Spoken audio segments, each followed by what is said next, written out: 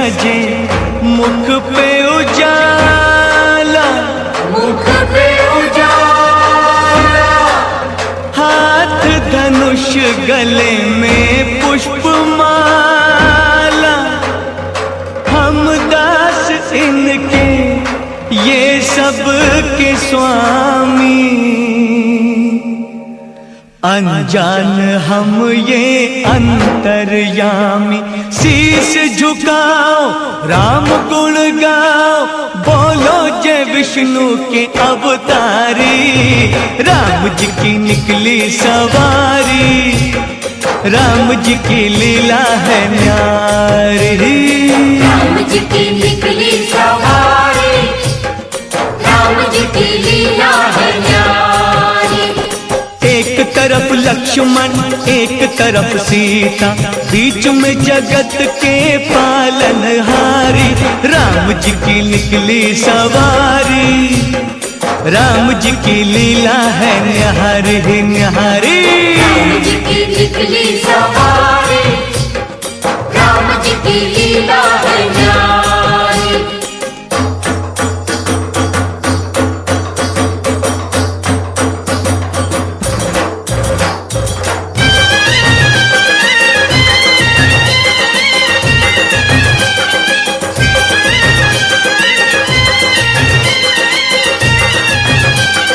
धीरे चला रथ ओ रथ वाले, तोहे खबर क्या ओ भोले भाले। तोहे खबर क्या ओ भोले भाले, एक बार देखे जीना भरेगा, 100 बार देखो फिर जी करेगा। व्याकुल बड़े हैं कब से खड़े हैं, व्याकुल बड़े हैं कब से खड़े हैं। दर्शन के प्यासे सब नर नारी। राम जी की निकली सवारी, राम जी की लीला है न्यारी न्यारी। राम जी की निकली सवारी, राम जी की लीला है न्यारी।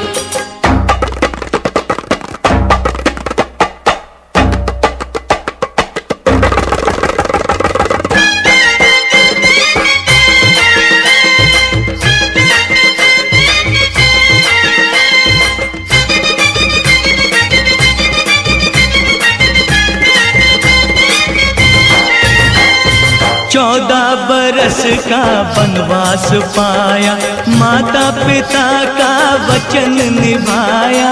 माता पिता का वचन निभाया, धोखे से हर ली रावण ने सीता, रावण को मारा लंका को जीता। रावण को मारा लंका को जीता। कब कब ये आए तब तब ये आए, तब ये आए, तब ये आए। जब जब ये दुनिया इनको पुकारी। राम जी की निकली सवारी, हाँ राम जी की लीला है न्यारी। राम जी की निकली सवारी, राम जी की लीला है न्यारी। एक तरफ लक्ष्मण एक तरफ सीता, बीच में जगत के पालनहारी। राम जी की निकली सवारी, राम जी की लीला है न्यारी। राम जी की निकली सवारी, राम जी की लीला है न्यारी। राम जी की निकली सवारी, राम जी की लीला है न्यारी।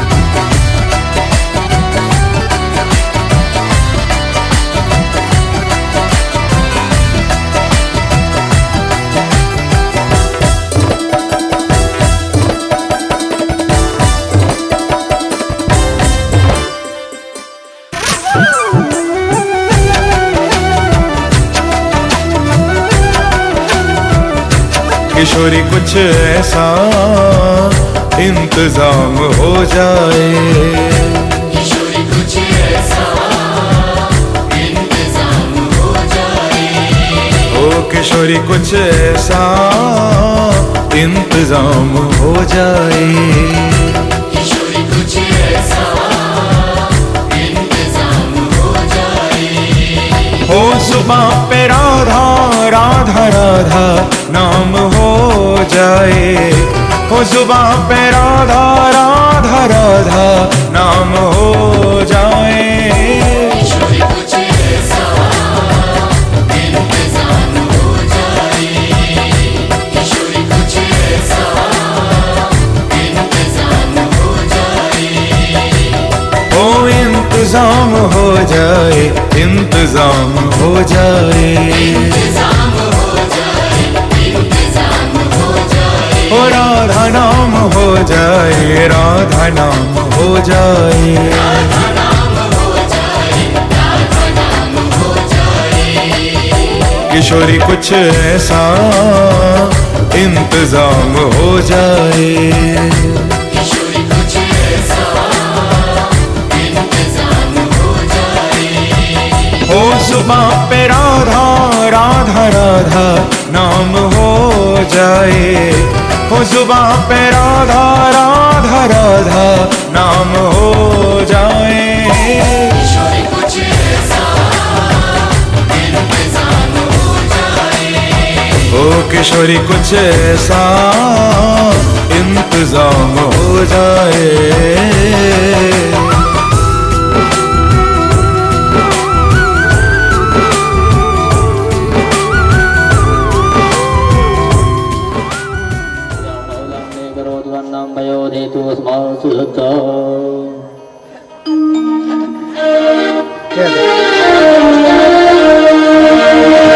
श्री भागवत भगवान की है आरती, पापियों को वापस।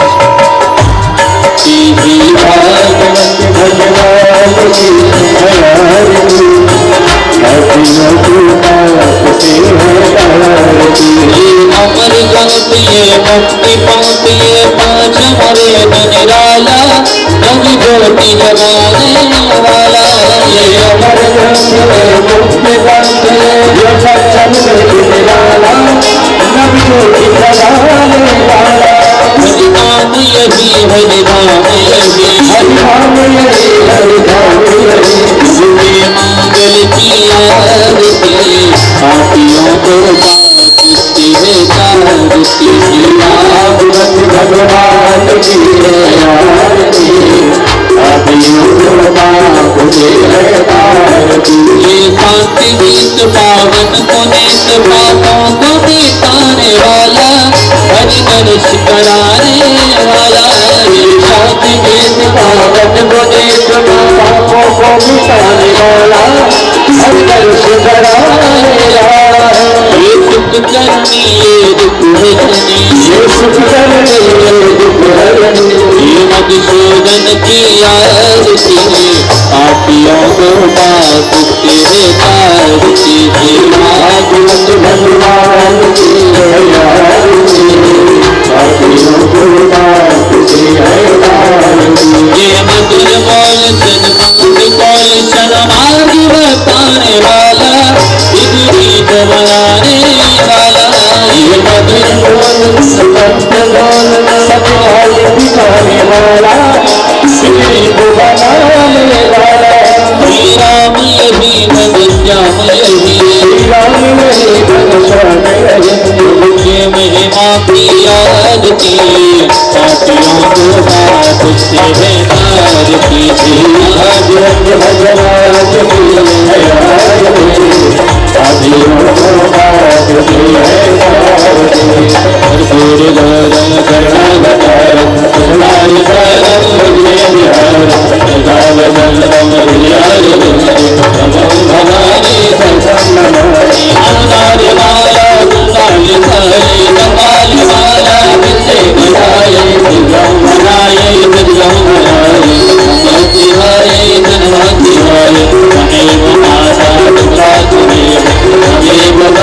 धन्यवाद।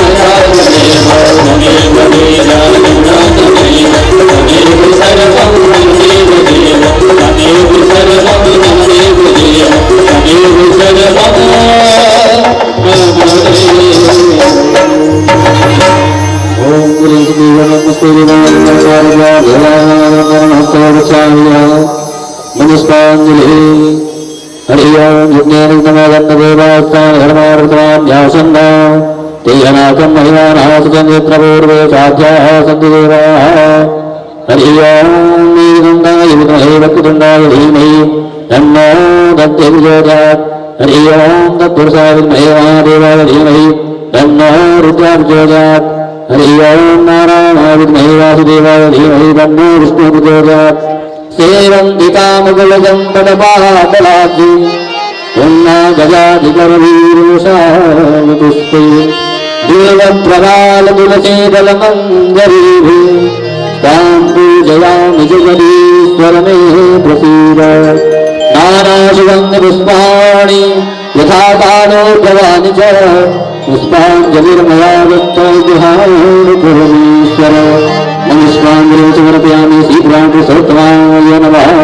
बोले वृंदावन बिहारी लाल की, श्रीमद्भागवत महापुराण की, पुष्पदेव जी महाराज की, महामृत्युंजय भगवान की, व्यास जी महाराज की जय जय श्री राधे श्याम। कई भावपूर्वक जो जाए अपने स्थान पर विराजमान हो जाए। महाराज श्री जी के मुखारविंद द्वारा इस अमृतमय कथा को श्रवण कर अपने जीवन को कृतार्थ करें, अपने जीवन को धन्य बनाएं। बोलिए व्यास जी महाराज की।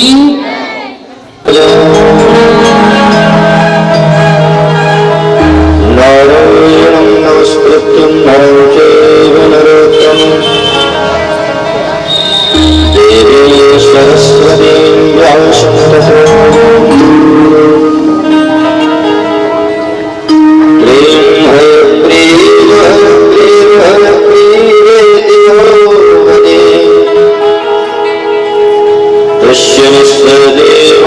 जन्मकन्या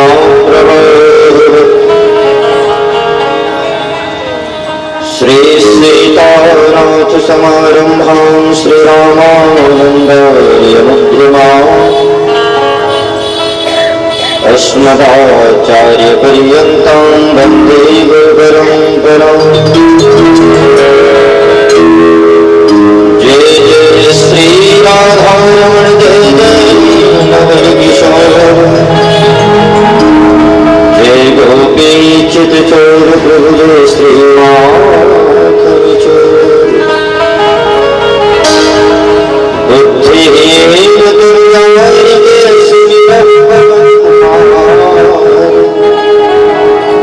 बलबुद्धि विद्या देहुमहि हरहु करे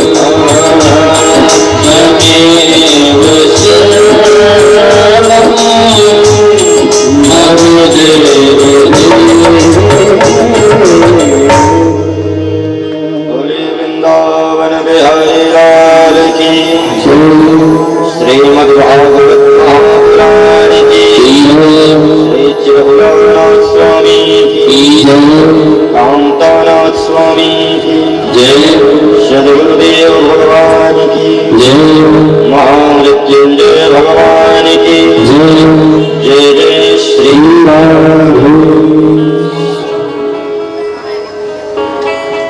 भगवत स्वरूप श्रीमद्भागवत महापुराण सप्ताह प्रवचन भक्ति अनुष्ठान ज्ञान महायोग का आइए प्रथम दिवस से आरंभ करें। साईनाथ भागवत सेवा समिति के समस्त कार्यकर्तागण को प्यारे प्रेमियों, जिस भागवत कथा को हम लोग श्रवण करने जा रहे हैं,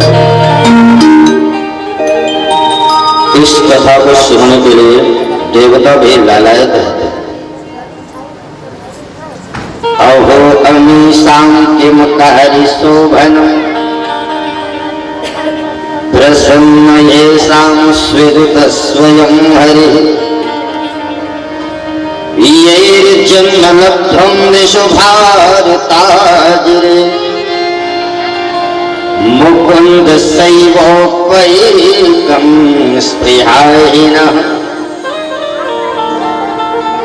देवताओं को भी मृत्युलोक के प्राणियों को देख करके स्पृहा होती है कि जो कथा हमें नहीं मिली वह कथा इन्हें मिल रही। इतनी अद्भुत है कथा। सच्चिदानंद रूपाय विश्वोत्पत्त्यादि हेतवे तावत्रय विनाशाय श्री कृष्णाय वयं नमः। सद्घन चिदघन आनंद घन परमात्मा का स्वरूप है। विश्व की उत्पत्ति, पालन और प्रलय करने में जो समर्थ है, तीनों तापों को नष्ट करने के लिए जिनके नाम में सामर्थ्य है, ऐसे भगवान श्री कृष्ण को हम आप सब बारंबार प्रणाम करते हैं। भगवान श्री कृष्ण को प्रणाम करने के बाद कृष्ण कथा के कथाकार को प्रणाम किया। कृष्ण कथा के कथाकार कौन है? श्री सुखदेव जी महाराज। ध्यान दें, भागवत में 3 उत्तम वक्ता और 3 श्रोताओं का वर्णन है। और आश्चर्य की बात तो यह है, 3 वक्ता और 3 श्रोता, तीनों को अलग अलग ग्रेड मिला है, स्थान मिला है। उत्तम कोटि, मध्यम कोटि, अधम कोटि, फर्स्ट, सेकंड, थर्ड। मेरिट में कौन आए? श्री सुखदेव जी महाराज और परीक्षित जी महाराज। ये उत्तम कोटि के वक्ता और श्रोता है। मध्यम कोटि के वक्ता श्रोता है वेदव्यास जी और नारद। नारद जी व्यास हैं और उनकी श्रोता है वेदव्यास। और तीसरी श्रेणी जिसे मिली है तृतीय स्थान, थर्ड क्लास, उनको सूत जी और शौनकाद ऋषि। आप इनको थर्ड क्लास में ऐसे न समझे कि इनको कुछ ना आता जाता होगा। भागवत के अनुसार जिसकी जैसी योग्यता है तदनुसार उसको वैसा स्थान मिला है। यद्यपि सुखदेव जी महाराज ने अपने पिता वेद व्यास जी से ही भागवत कथा सुनी है, सीखी है, पर जो स्थान सुखदेव को मिला है वह स्थान वेद व्यास जी को भी नहीं मिला। क्यों? ध्यान दें, पराजय हर जगह दुख का कारण बनती है। कभी कोई हार जाए तो दुख होता है, पर 2 जगह ऐसी होती है जहां पराजय भी गौरव प्रदान करने वाली है। कौन कौन सी जगह? शिष्यात इच्छेत पराजय। पुत्र पिता से आगे बढ़ जाए तो पिता को गौरव लगता है कि मैं तो यहीं तक रहा, मेरा बेटा तो और ऊपर है। पिता से पुत्र का परिचय हो, ये सामान्य परिचय है, पर लोग पुत्र के नाम से पिता को जाने, ये श्रेष्ठ परिचय है। आज सुखदेव जी वेद व्यास जी से आगे बढ़ गए तो वेद व्यास जी को भी लगा कि नहीं, मुझे गौरव, मेरा पुत्र है। आम के वृक्ष से ज्यादा आम के फल को सम्मान मिल रहा है। दूसरी बात, गुरु से आगे शिष्य बढ़ जाए तो गुरु को भी गौरव लगता है, मेरा पढ़ाया हुआ विद्यार्थी आज IAS। तो पुत्रात् शिष्यात् इच्छेत पराजय। प्रथम स्थान मिला है सुखदेव जी को और परीक्षित को। क्यों? क्योंकि इन दोनों में भक्ति, ज्ञान, वैराग्य तीनों की मात्रा अत्यधिक है, बहुत ज्यादा है। सुखदेव जी वो संत हैं, मातृ गर्भ में 12 वर्ष तक निवास किया और जन्म लेने के बाद सीधे सन्यास की ओर चले गए। और जब सन्यास की ओर जाने लगे तो सूत जी महाराज उनकी उस सन्यास जाते हुए की झांकी ही भागवत में लिख रहे हैं। जरा नेत्र बंद करके दर्शन करें। यम प्रव्रजन्तम अनुपेतमपेत कृत्यम द्वैपायनो विरह कातराजुहार पुत्रेति तन्मयतयातरभोभिनेदु तम सर्वभूत हृदय मुनि मानतोऽस्मि।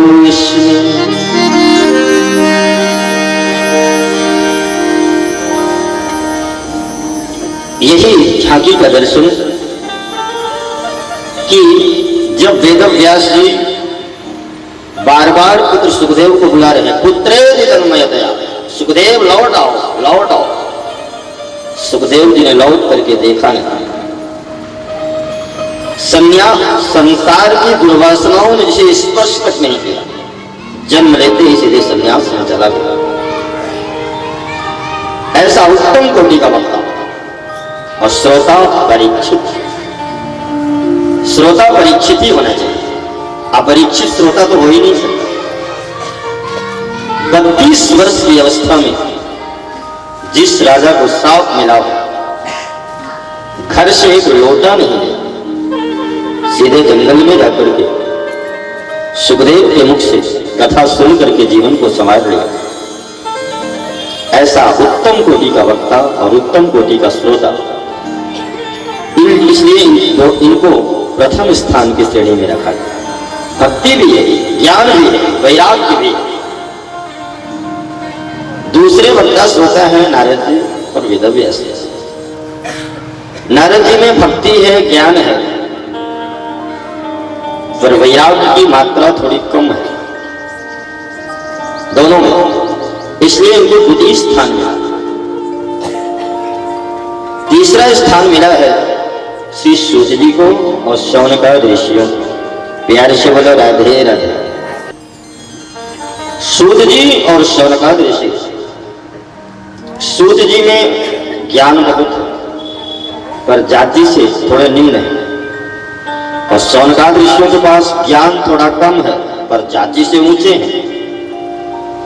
तो जहां वक्ता में ज्ञानाभिमान हो और श्रोता में जात्याभिमान हो, श्रोता को यह लगे कि हम जाति में इनसे बड़े हैं पर ये ज्ञानी है इसलिए इनको व्यासपीठ में बैठा रखा है, इनसे उपदेश ले रहे हैं, और वक्ता को यह लग जाए कि हम ज्ञानी हैं इसलिए हम ऊपर बैठे हैं। ध्यान दें, वक्ता और श्रोता दोनों समान है, दोनों समान है। कैसे? आप ऐसे देख लो, आपने बिस्लरी का वाटर देखा होगा, बिस्लरी का बोतल, उसको लोग बिस्लरी बोलते हैं, जब बिस्लरी नहीं है वो अमृत लहरी है। पर दो बोतल रख दिए जाए पानी से भरे, एक बोतल खाली हो, एक बोतल भरी हो। खाली बोतल कहे कि हम भी बराबर में ही बैठे रहे, तो बराबर में बैठी रहे, पर खाली बोतल क्या भर सकती है? नहीं भर सकती है। यदि खाली बोतल भरना चाहे तो भरी हुई बोतल को ऊंचाई देनी पड़ेगी कि नहीं? भरी हुई बोतल उसके ऊपर रख दिया जाए, और भरी ऊपर बोतल भी रख दिया जाए और कपट का ढक्कन लगा रहे, तो पानी अंदर आएगा? नहीं आएगा। ठीक उसी प्रकार से व्यासपीठ में बैठने वाले को अभिमान नहीं होना चाहिए। अंतर इतना है कि वो भरी हुई बोतल है, नीचे जो बैठा है वो खाली हुई बोतल है। एक और बात, यहां सूत जी महाराज सौनकाद ऋषियों को जो कथा सुना रहे हैं, सौनकाद ऋषियों में एक एक से बड़े वक्ता हैं, बड़े विद्वान हैं। श्री सौनक जी महाराज 88,000 महात्माओं का प्रतिनिधित्व कर रहे हैं, ऋग्वेदी हैं, चातुर्वर्ण प्रवर्तिता है, और तो और कुलपति हैं। इतना विद्वत समाज एक बालक से कथा सुन रहा है। देखिए, यहां एक शिक्षा लेनी चाहिए। वक्ता यदि श्रोता की हैसियत से किसी वक्ता को सुनता है, ध्यान देना, वक्ता यदि श्रोता की हैसियत से किसी वक्ता को सुनता है तो बहुत फायदा होता है, और वक्ता यदि वक्ता की हैसियत से वक्ता को सुनता है तो यह घाटे का सौदा है। इसलिए कथा में जाएं तो अपने अभिमान के पात्र को शून्य करके जाएं, रिक्त होकर के जाएं, खाली होकर के जाएं, क्योंकि खाली में ही कुछ भरा जाता है, भरे में क्या भरा जाएगा?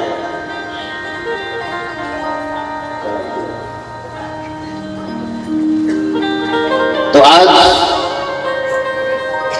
सुखदेव जी महाराज का वंदन किया, और सुखदेव जी महाराज का वंदन करने के बाद आइए हम आप सब चलते हैं नैमिषारण्य तीर्थ, जहां 88,000 महात्मा एकत्रित हैं। उनके मध्य में श्री सूत जी महाराज का आगमन हुआ। नैमिषारण्य वह भूमि है जहां सारे पुराणों की कथा वहीं प्रारंभ। ब्रह्मा जी ने अपना मनश्चक्र छोड़ा था, और उस चक्र का अनुगमन महात्माओं ने किया, और उस चक्र की निमी एक अरण्य में जाके गिरी, जिसका नाम पड़ा नैमिषारण्य। प्यारे से बोलो राधे राधे। 88,000 महात्मा एकत्रित हैं, और वहीं पर अचानक श्री सूत जी महाराज का आगमन। आइए हम आप सब अपने मन शरीर से नैमिषारण्य चले। सुंदर गंगा का प्रवाह, बड़वृक्ष के नीचे महात्मा एकत्रित, दीर्घकालिक सत्र चल रहा है, और उसी समय श्री सूत जी महाराज का आगमन हो गया। सूत जी महाराज का आगमन हुआ, और सूत जी महाराज को देख करके महात्माओं ने प्रणाम किया। अज्ञानध्वांत विध्वंस सूर्यकोटि समप्रभं किसूताख्या हि कथासारम् मम कर्णरसायनम् मम कर्णरसायनम्। हे सूत जी महाराज, संसार के अंधकार को दूर करने के लिए एक सूर्य काफी है, पर प्राणी मात्र के हृदय में अज्ञान रूपी जो अंधकार है उसको दूर करने के लिए आप करोड़ों सूर्यों के समान हैं। आज आपसे हम कोई कथा नहीं सुनना चाहते, तो क्या सुनना चाहते हैं? बोले भक्ति ज्ञान विरागा तो विवेको वर्धते महान कि माया मोह निरासस्य वैष्णवैः क्रियते कथम।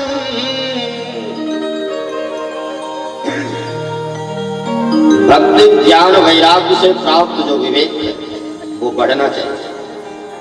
ध्यान में कई लोग कहते हैं कि आज के जमाने में भागवत की क्या जरूरत है, बहुत आवश्यक है भागवत। आज के जमाने में आईक्यू पावर बढ़ रहा है, एजुकेशन बढ़ रहा है, लोग बहुत शिक्षित हो रहे हैं, पर जैसे एजुकेशन बढ़ रहा है आज उतनी ही तीव्र गति से हृदय की दूरियां भी बढ़ रही हैं। घर में 3 बच्चे हैं, तीनों अलग अलग, एक माँ 3 बच्चों को पाल लेती है, पर जब 3 बालक का मकान अलग अलग होता है तो तीनों बालकों के घर में एक मां के लिए जगह नहीं होती। ये बड़ा ही दुख का विषय है और मुझे लगता है कि आज के जमाने में भागवत बहुत आवश्यक है। भागवत से हमको एक शिक्षा लेनी चाहिए। क्या हम लोग भागवत में इकट्ठे होकर के आते हैं, इकट्ठे होकर आते हैं और एक होकर के जाते हैं। एक ही व्यासपीठ सबको संस्कार देती है, शिक्षा देती है। तो यह कथा कितनी अच्छी है, इकट्ठे होकर के आए और एक होकर के जाए। कथा से हमको जीवन शैली हमारी कैसी होनी चाहिए, व्यावहारिक जीवन में भी हमें कैसे जीना चाहिए, संबंधों का निर्वाह कैसे करना चाहिए, सीखना चाहिए। आज छोटा बच्चा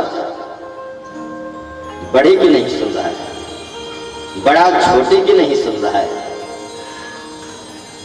इसलिए वर्तमान समय में भागवत बहुत महत्वपूर्ण है। आप ऐसे मान लें, आप लोगों के यहां घड़ी होगी, मोबाइल में कई लोग अलार्म लगाते हैं। अलार्म जब भरते हैं तो क्या उसी टाइम में बजता है? नहीं बजता, पर जिस टाइम के लिए भरते हैं उस टाइम में जरूर बजता है और आपको जगा देता है। ठीक उसी प्रकार से आपके जीवन की घड़ी में यह कथा का अलार्म आज भरा जा रहा है, पर ये आज के लिए नहीं भरा जा रहा है, ये जब के लिए भरा जा रहा है तब जरूर बजेगा और बजेगा और आपको जगा देगा। इसलिए सत्संग आवश्यक है, बहुत आवश्यक है। आज शौनक आदेशियों ने सूत जी से कहा कि महाराज, भक्ति ज्ञान वैराग्य से प्राप्त जो विवेक है उसकी वृद्धि होनी चाहिए, बढ़े, विवेक बढ़े।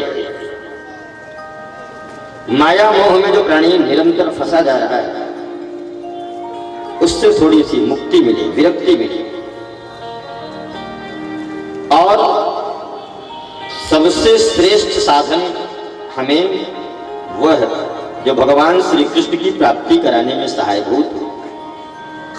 ऐसी कथा नहीं, आज हमने आप कथा का सार सुनाई। श्रेयसाम यद भवे श्रेयः पावनानां च पावनम् कृष्ण प्राप्तिकरं सस्वत् साधनं तद्वदाधुना। जो पावन को भी पावन करने वाला हो, पवित्र को भी पवित्र बनाने वाला हो, कृष्ण की प्राप्ति तुरंत करा देने वाला हो, ऐसा साधन हमें बताए। कितना सुंदर प्रश्न है, ध्यान दें, प्रश्न ऐसा ही होना चाहिए। कई लोग ऐसे खोज खोज के प्रश्न लाते हैं कथा में। शूर्पणखा की सासू का क्या नाम है, अब हमें अपनी सास का नाम पता नहीं, हम शूर्पणखा की सास का नाम कहां से जाने? नाम कथा का प्रश्न ऐसा होना चाहिए जिससे जीवन में कुछ कल्याणकारी उपदेश कुछ सीखने के लिए मिले। प्रश्न ऐसा ही है। कितना सुंदर प्रश्न किया है शौनकादिश। और शौनकादिशों ने यह प्रश्न करके मौन हो गए कि महाराज, हम भरी आशा भरी निगाह से आपको देख रहे हैं और यह आशान्वित है कि आप हमें इसका समुचित उत्तर दें। यह प्रश्न सुनकर के सूत जी महाराज गदगद हो गए। श्रोता का प्रश्न भी कई बार वक्ता को गदगद कर देता है और श्रोता के प्रश्न से भी कई बार कथा प्रारंभ हो जाती है। प्यार से बोलो राधे राधे। भागवत कथा ये देखा जाए तो ऋषियों का प्रश्नोत्तर ही भागवत है। कितने सुंदर सुंदर मध्य में प्रश्न होंगे, सुन करके इतना अच्छा लगता है। और एक मैं निवेदन करूं आपसे, कथा को मैं जितनी बार देखता हूं उतनी बार मुझे नई लगती है, नूतन है। उतनी बार रोना आता है इसको देखने के बाद। इतने सुंदर सुंदर प्रश्न है। कई बार लगता है किसको सुनाऊं किसको ना सुनाऊं, क्योंकि अल्प समय में इतने भागवत जैसे समुद्र का संतरण करना किसी की बस की बात नहीं है। तो आज जब सूत जी से शौनकादि ऋषियों ने प्रश्न किया तो सूत जी गदगद हो गए और सूत जी बोले शौनकादि ऋषियों में बड़ा प्रसन्न हो तुम्हारे प्रश्न से। प्रेते शौनक चित्ते यदो वच्मि विचार्य च कि सर्व सिद्धांत निष्पन्नम संसार भयनाशनम। शौनकादि ऋषि बहुत ध्यान से सुनो। सारे सिद्धांतों का सार और संसार के भय को नष्ट करने वाला मैं एक सार सुनाने जा रहा हूं। बहुत ध्यान से सुनो। दरअसल हमारा आपका जो जीवन है वो कैसा है मालूम? एक सर्प मुंह खोल करके बैठा है और उस सर्प के मुख में हम पलथी मार करके बैठे। अब जरा विचार करिए, हमारा आपका जीवन कितनी देर के लिए सुरक्षित है जब तक वह सांप अपना मुंह बंद नहीं करेगा। प्रतिपल हम मृत्यु की ओर बढ़ रहे हैं। कई लोग अपना जन्मदिन मनाते हैं। हम 5 साल के हो गए, बालक का जन्मदिन मनाते हैं, बड़े प्रसन्न होते हैं, लोग केक काटते हैं, नाचते हैं। एक महात्मा बोले सुनो, जन्मदिन तो मनाओ। जन्मदिन को हिंदी में वर्षगांठ बोलते हैं। तो वो बोलते थे वर्षगांठ की गांठ में वर्षगांठ का जाए। बोले ये सावधानी का दिन है, खुशियां तो मनाओ पर इसमें सचेत भी रहो। क्या? बोले जो गांठ में वर्ष था वह भी चला गया। 100 वर्ष में हम 5 वर्ष कम हो गए। तो आयुर्नश्यति पश्यतां प्रतिदिनं यादिक्षयं यौवनम।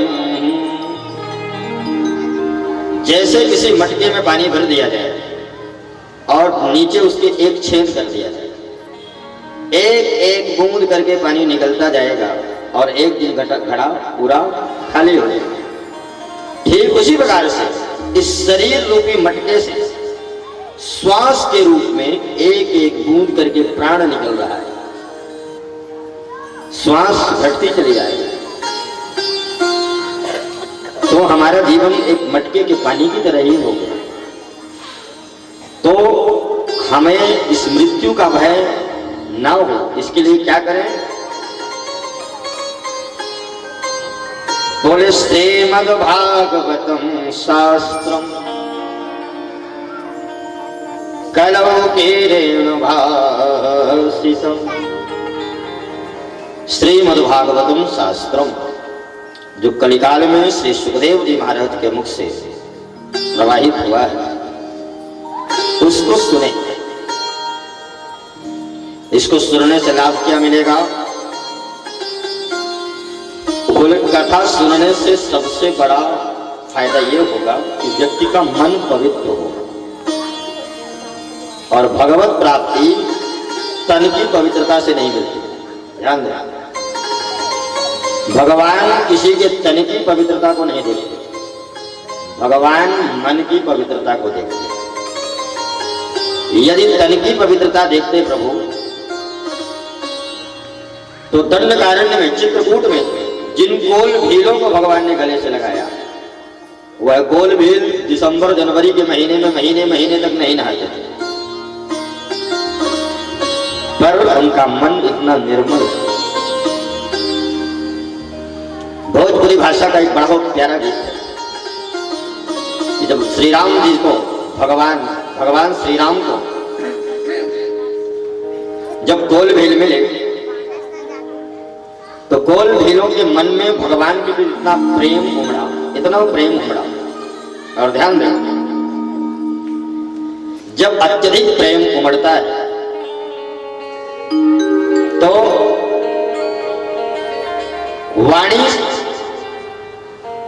व्यवहार छोड़ देती है। कई बार अनाप शनाप भी लोग बोलते रहते हैं। क्यों? क्योंकि प्रेम में ये नहीं देखा जाता है कि ये क्या बोल रहा है, बल्कि प्रेम में यह देखा जाता है कि ये कहां से बोल रहा है। तो जब कोलभीलों के मन में श्री राम को देख करके प्रेम उमड़ा, कैसे? एक बार क्या हुआ, राजस्थान की घटना है।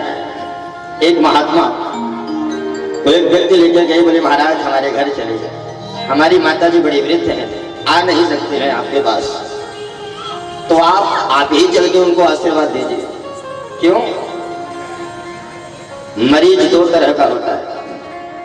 एक मरीज वो है जो डॉक्टर के पास चल के जाता है, और एक मरीज वह है जिसके पास डॉक्टर खुद चल के जाता है। जो असाध्य मरीज है उसके पास डॉक्टर जाता है। तो उस व्यक्ति ने कहा महाराज आप इसी अर्थ में समझ लीजिए, मेरी माता अत्यंत वृद्ध है, पर वो आपका दर्शन करना चाहते हैं, मेरा निवेदन है कि आप चले। महाराज ने कहा ठीक है चलते हैं। महाराज जी गए। बुढ़िया अम्मा 90 साल की डोकरी, बाल पक गए, चेहरे में झुर्रियां पड़ गई। जैसे महाराज जी को देखा तो बुढ़िया अम्मा बोली महाराज थारे फूल छू। महाराज को बड़ा बुरा लगा। महात्मा को लगा कि अरे बुढ़िया अम्मा चरण कमल ना कहती, कम से कम चरण ही कह देती, ये फूल क्यों कह रही है? ये हमारे व्यक्तिगत अपमान की बात तो नहीं है, पर संत आएंगे तो उनको चरणों को फूल ही बोलेगी। पर अब अचानक महात्मा डांटे तो डांटे कैसे बुढ़िया अम्मा को? तो अपने प्रेम की भाषा में महात्मा बोले अम्मा, महात्माओं से ऐसे बोलते हैं, नरक जाओगी नरक। तो बुढ़िया अम्मा इतनी सरल थी, इस बेचारी को नरक भी नहीं पता था। बुढ़िया अम्मा बोली महाराज हमारे कहाँ भाग्य जो हम नरक में जाएं, नरक तो तुम जैसे महात्माओं को मिले हैं महाराज। बात अटपटी थी पर प्रेम में लिपटी थी। इस बात को सुनकर के महात्मा ठहाका लगा के हंस।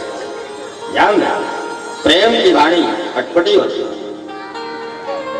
क्योंकि प्रेम परिचय को पहचान बना देता है, प्रेम वीराने को गुलिस्तान बना देता है। कि मैं आप भी कहूं औरों की नहीं, प्रेम इंसान को भगवान बना देता है, प्रेम इंसान को भगवान बना देता है। इसलिए प्रेम कथा सुनते सुनते भगवान के प्रति प्रेम प्रकट होता है।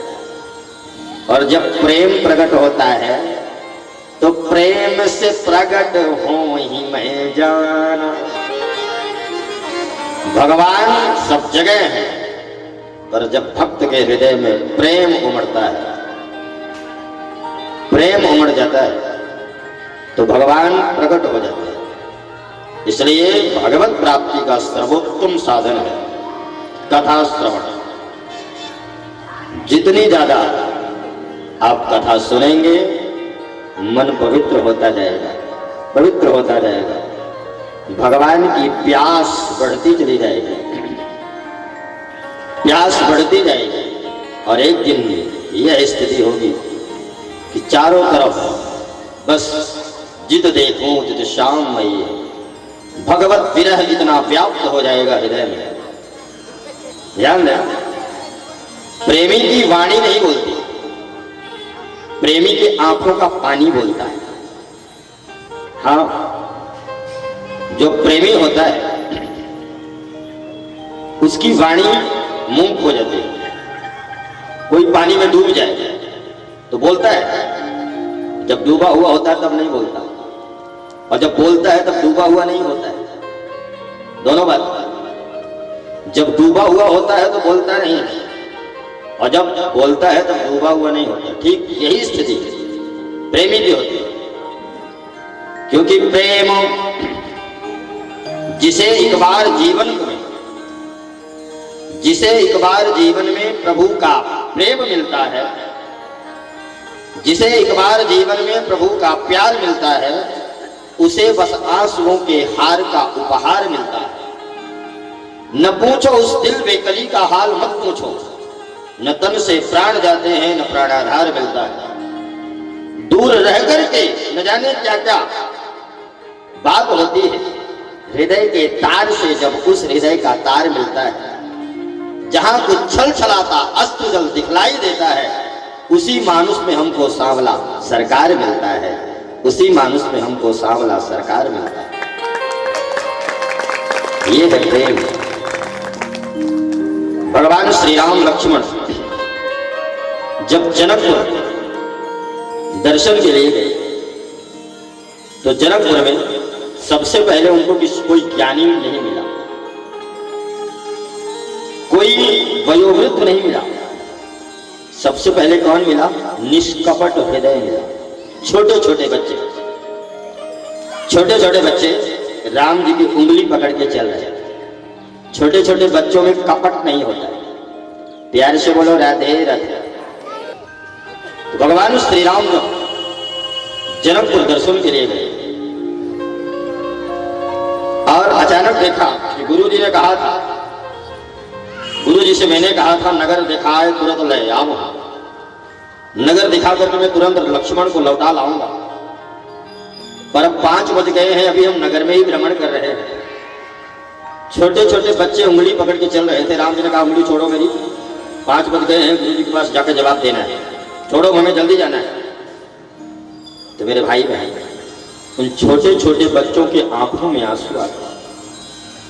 छोटे छोटे बच्चे हाथ जोड़ के बोले चक्रवर्ती अवध के नरेश के कुमार को हम धनहीनों से स्नेह क्यों बढ़ाओ?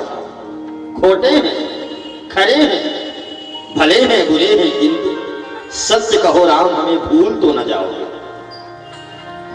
इन छोटे छोटे बालकों की वाणी सुनकर के राम जी के आंखों में आंसू आ गए। और राम जी बोले सुनो, मित्र मन मानस में पाकर स्नेह नीर, कमल समान सदा भूले और भूलेंगे।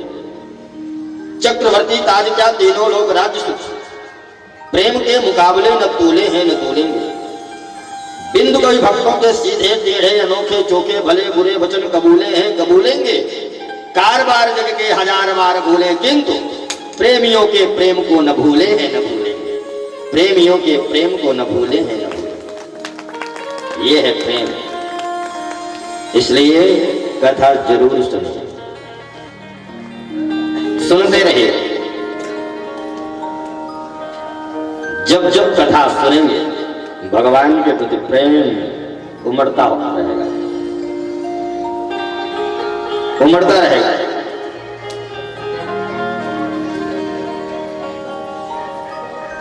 आज सूत जी कहते हैं शौनकाद ऋषि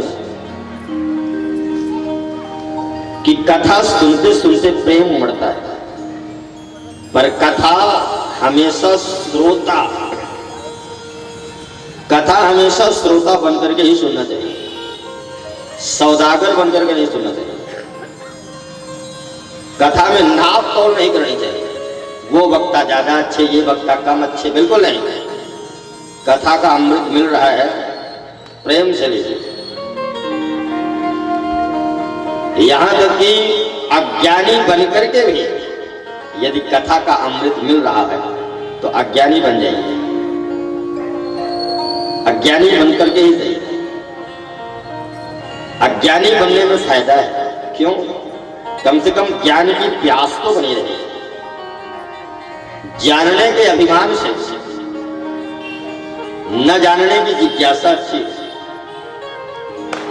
हम बहुत जानकार हैं, अभिमान हो गया, तो ऐसा ज्ञान किस मतलब, ऐसा ज्ञान किस मतलब का जो अभिमान से जोड़, ऐसा अज्ञान ही अच्छा है कि जो भगवान से जुड़ा रहे। तो हम अभिमान शून्य होकर के कथा सुने। और सूत जी कहते हैं शौनकाद ऋषि, एक गलती एक बार देवताओं से भी हुई। क्या? बोले परीक्षित कथा वक्तुम सभायां संस्थितेषु कि सुधा कुंभं गृहीत्वैव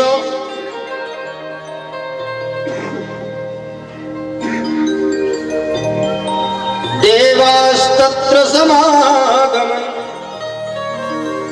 ध्यान दे, इस राग का जो नाम है, राग स्वजन मोहिनी।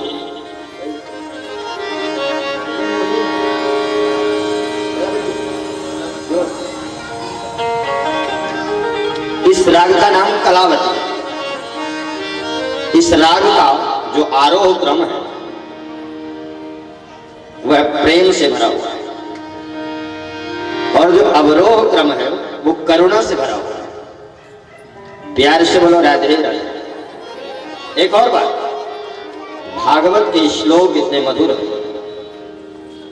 कि इनको किसी भी राग में ढाल करके गाया जा सकता है, इतने मधुर श्लोक। एक एक शब्द में इतना रस है, इतना रस है, रस क्यों नहीं रहेगा? रसो वैसा रसम देवानम लब्ध्वानंदी भवति।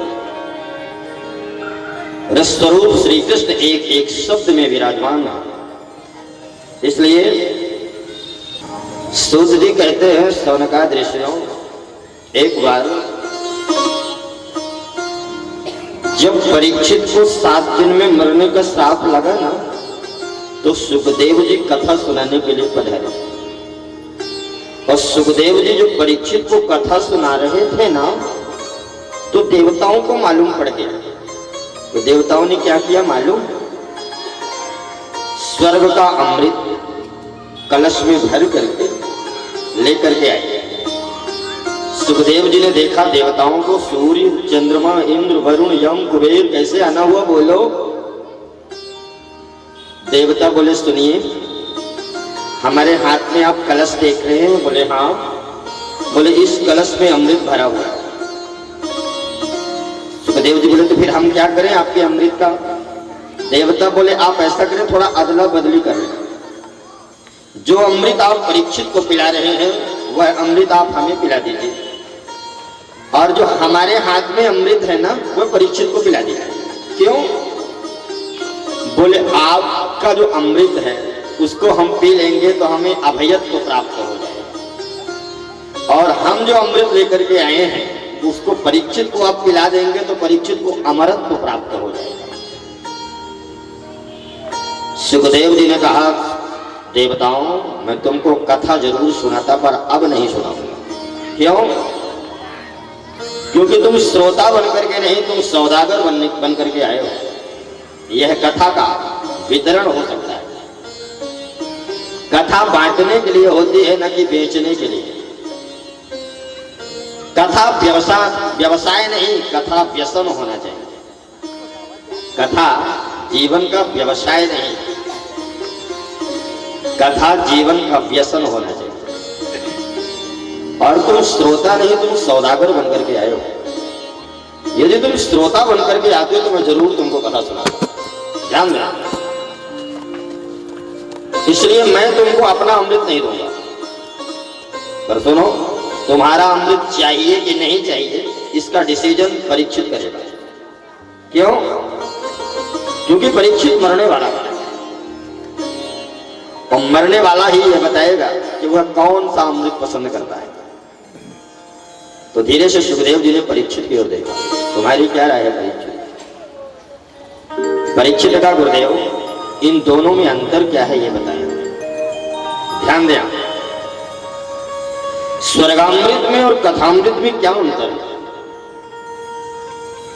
स्वर्ग का अमृत व्यक्ति को नीचे से ऊपर की ओर लेके जाता है। हम लोग जो पुण्य कर्म करते हैं उसका फल है कि स्वर्ग मिले, पर स्वर्ग कब तक मिलता है? जब तक पुण्य की एफडी जमा है तब तक हमें स्वर्ग का सुख मिलता है। और जैसे क्षीणे पुण्ये मर्त्यलोकम विशन्ति, पुण्य क्षीण हुआ, पुण्य की एफडी खत्म, पुनः वापस जन्म मिल जाता है। दूसरी बात, स्वर्ग का अमृत पुण्यों का नाश करता है और कथामृत पापों का नाश करता है। तो कौन सा अमृत श्रेष्ठ है? स्वर्ग का अमृत की कथामृत? कथामृत। दूसरी बात, स्वर्ग का अमृत अमरत्व प्रदान करता है और कथामृत अभयत्व प्रदान करता है। अमरत्व मतलब बहुत लंबी आयु, हम मरेंगे नहीं, और अभयत्व मतलब टेंशन मुक्त जीवन। अब आप ये बताइए, हम 100 वर्ष जिए और घुट घुट के जिए, इससे अच्छा है 60 साल जिए पर सुकून से जिए। और ऐसा जीवन प्रदान करते हैं श्रीमद् भागवत। परीक्षित से पूछा गया, बताओ स्वर्ग के अमृत में और कथामृत में अंतर मैंने बता दिया, तुमको कौन सा अमृत चाहिए? परीक्षित ने धीरे से कहा, गुरु जी आपके पास जो अमृत है ना वही बढ़िया है, इनका अमृत नहीं चाहिए हमें, मना कर दीजिए। सुखदेव जी ने मुस्कुराकर देवताओं की तरफ देखा और देवताओं का चेहरा एकदम सूख गया। सुखदेव जी बोले, देवताओं क्व शोधा क्व कथालोकी क्व गाचः क्व मणिर्मः कि ब्रह्मरादो विचार्यैव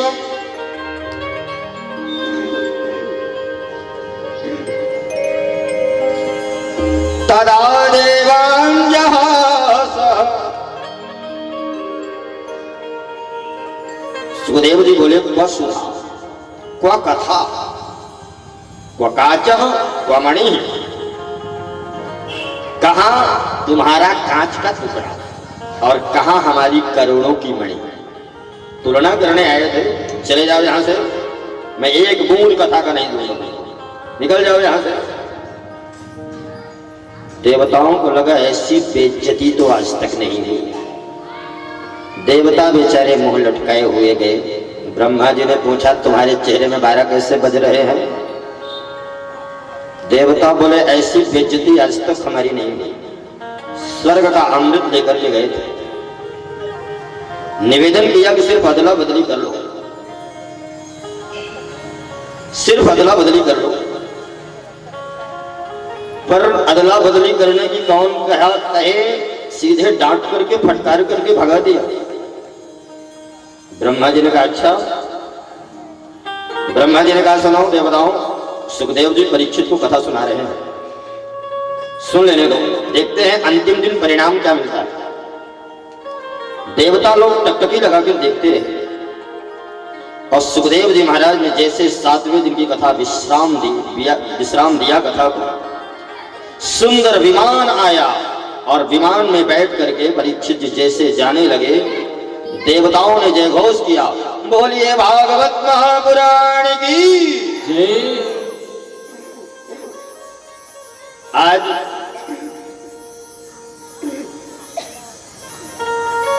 ब्रह्मा जी ने कहा, देवताओं, भागवत को पुराण मानना या भागवत के प्रवचन को लेक्चर मानना, ये भागवत का अपराध है। भागवत साक्षात श्री कृष्ण है।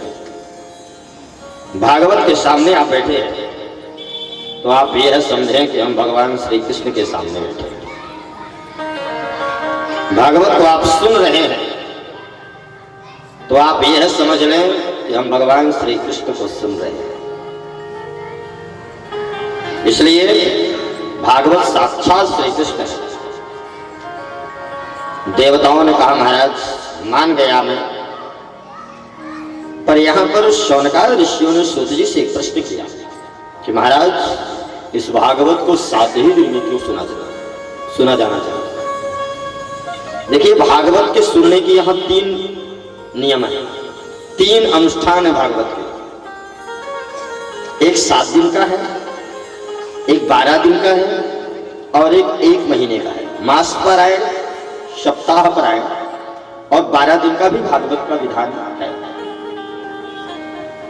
पर इसमें सबसे ज्यादा सम्मान 7 दिन की कथा को ही माना गया, दिया गया। क्यों? हमारे गर्दन के ऊपर 7 छिद्र ऐसे हैं जिनसे हम पाप करते हैं। प्रायः 2 आंखें, इनसे पाप होता है। 2 कान, इनसे भी कई बार पाप होता है। 1 मुख, 5 वाणी से भी पाप होता है। नासिका के जो छिद्र है, 5 2 7 छिद्र है और 7 को हम प्रायः पाप करने में ये सहायक होते हैं। तो 7 दिन की कथा सुनने से इन 7 छिद्रों में अमृत रस भर जाता है। इसलिए हम 7 दिन की कथा सुनते हैं, 7 दिन में कथा को सुनते हैं। दूसरी बात यह है कि प्राणी का जन्म 7 ही दिन में होता है, 7 ही दिन में मृत्यु होती है। रवि, सोम, मंगल, बुध, गुरु, शुक्र, शनि, इन्हीं 7 दिन में हमारा जन्म हुआ है और इन्हीं 7 दिन हमारे लिए जाने के लिए भी एक निश्चित है।